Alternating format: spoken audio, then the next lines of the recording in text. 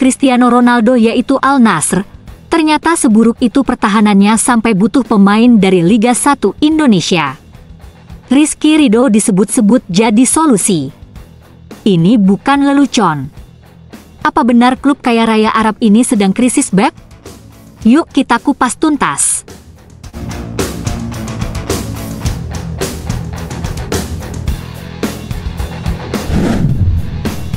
Musim ini, Al Nassr tampil agresif di lini depan berkat CR7 dan Sadio Mane.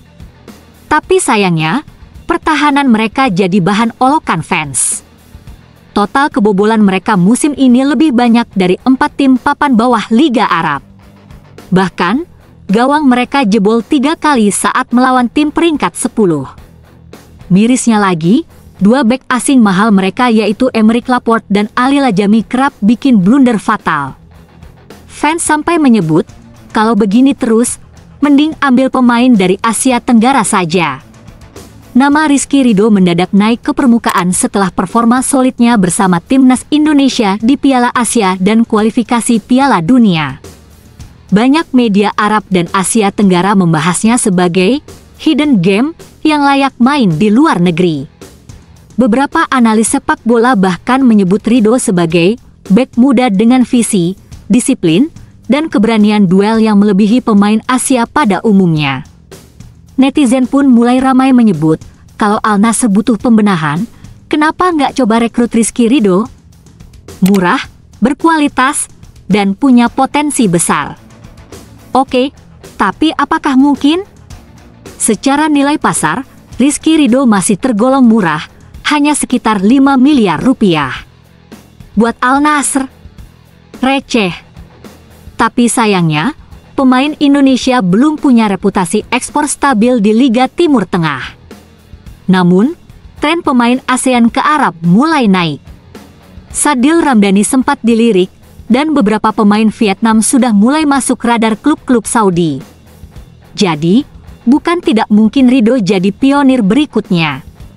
Jadi, kalau Al Nassr benar-benar ingin bangkit dan memperbaiki lubang besar di lini belakang, mungkin sudah saatnya mereka buka mata terhadap pemain Asia Tenggara. Dan Rizky Ridho? Mungkin dia bukan superstar, tapi justru bek pekerja keras seperti dia yang dibutuhkan tim bertabur ego seperti Al Nassr. Menurut kamu, apakah Ridho pantas bermain di level Liga Arab bareng Ronaldo?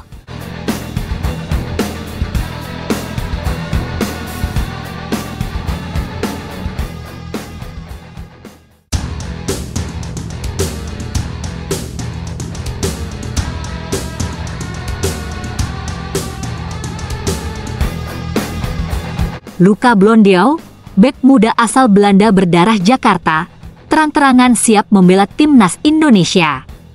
Tapi, PSSI masih diam 1000 bahasa.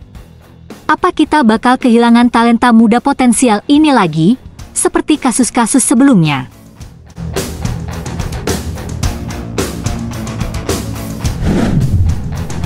Nama Luka Blondiau mungkin belum setenar Shane Patinama atau Sandy Walsh, tapi potensinya tidak bisa diremehkan. Pemain berusia 19 tahun ini merupakan bek kanan andalan FC Volendam, klub Eerste Divisie yang baru saja promosi ke Eredivisie, kompetisi kasta tertinggi di Belanda. Lahir pada 11 Februari 2006, Luka punya darah Indonesia dari garis keturunan ibunya yang berasal dari Jakarta. Posisinya sebagai bek kanan, plus usia muda dan pengalaman di Eropa, jelas bisa jadi investasi besar buat masa depan timnas. Yang mengejutkan, Luka sendiri sudah bicara blak-blakan.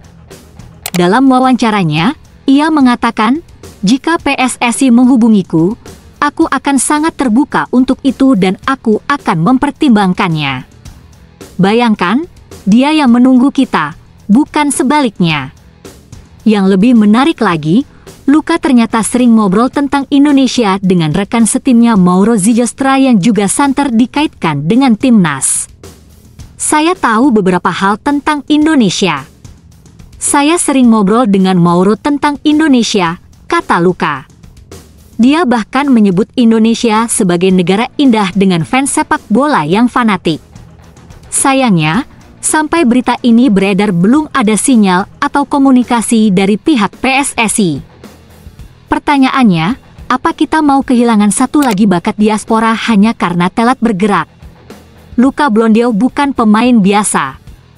Di usianya yang masih sangat muda, ia sudah mencicipi atmosfer kompetitif sepak bola profesional Eropa. Dia punya daya jelajah tinggi, cerdas dalam bertahan, dan cukup tenang dalam membangun serangan dari lini belakang. Dan perlu diingat, posisi bek kanan masih jadi titik lemah timnas, terutama ketika Pratama Arhan dan Asnawi harus rotasi atau absen.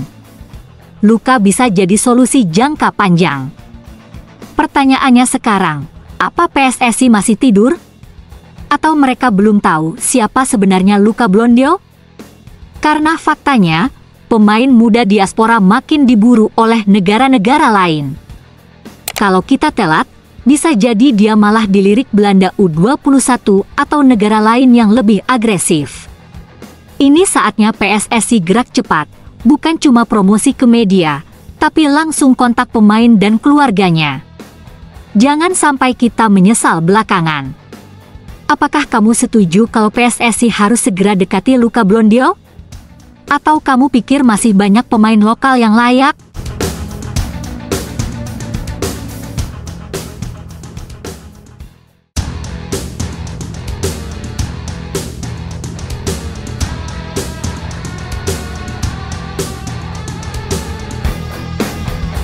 Ciro Alves, pemain asing paling konsisten di Liga 1, ingin tetap tinggal di Indonesia dan siap dinaturalisasi.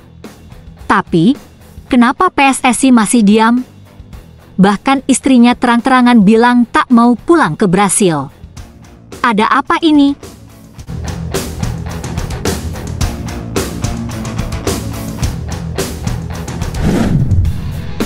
Setelah hampir 3 musim membela Persib Bandung, Ciro Alves akhirnya pamit. Dalam unggahan emosional di Instagram, ia mengucapkan terima kasih kepada Bobotoh, rekan tim, dan seluruh keluarga besar Persib. Ia menyebut ini adalah perpisahan, tapi bukan akhir. Sebagai catatan, Ciro bukan pemain sembarangan. Ia membantu Persib meraih gelar juara musim lalu dan membawa tim tetap kompetitif musim ini. Bahkan, peluang back-to-back champion masih terbuka. Namun kini, sang penyerang berusia 36 tahun memutuskan untuk menutup lembarannya bersama Maung Bandung. Tapi, kemana dia akan pergi? Alih-alih kembali ke Brasil, sang istri Maria Eduarda justru membuat pernyataan mengejutkan lewat unggahan TikTok. Ia berkata, "Kita mau tinggal di Indonesia. Kita mau bisnis di sini, ambil rumah, tinggal selamanya. Tapi harus naturalisasi bertiga." Ya, Anda tidak salah dengar. Ciro, istrinya, dan anak mereka ingin menjadi warga negara Indonesia. Artinya, Ciro terbuka untuk bela timnas Indonesia. Tapi, sampai sekarang, belum ada tanda-tanda dari PSSI. Mereka diam, seperti menutup mata pada peluang besar ini. Ciro bukan pemain baru di Indonesia. Ia sudah bermain sejak 2019 bersama Tira Persikabo, dan kini sudah lebih dari 6 tahun tinggal di tanah air. Secara administratif, ia sangat layak dinaturalisasi. Lihat kontribusinya, puluhan gol, assist, dan performa konsisten. Bandingkan dengan striker lokal kita yang masih minim pengalaman internasional.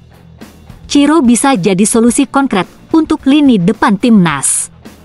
Apalagi pelatih timnas Indonesia, Patrick Kluivert, tengah mencari sosok penyerang tajam. Masa kita masih mau diam dan biarkan Ciro lewat begitu saja? Pertanyaan besar pun muncul. Kenapa PSSI belum gerak?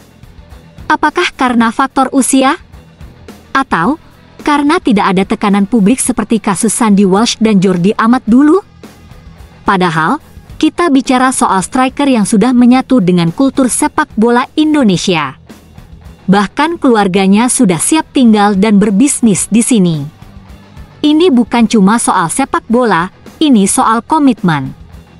Kalau PSSI lambat bertindak, bukan tidak mungkin Ciro kecewa dan urung dinaturalisasi.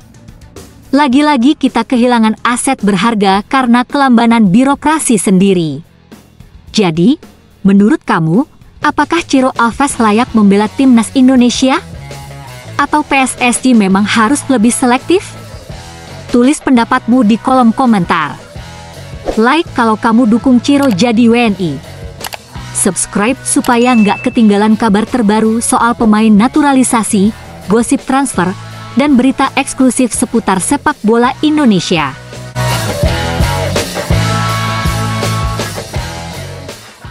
Jangan lupa like dan subscribe ya. Semoga menghibur.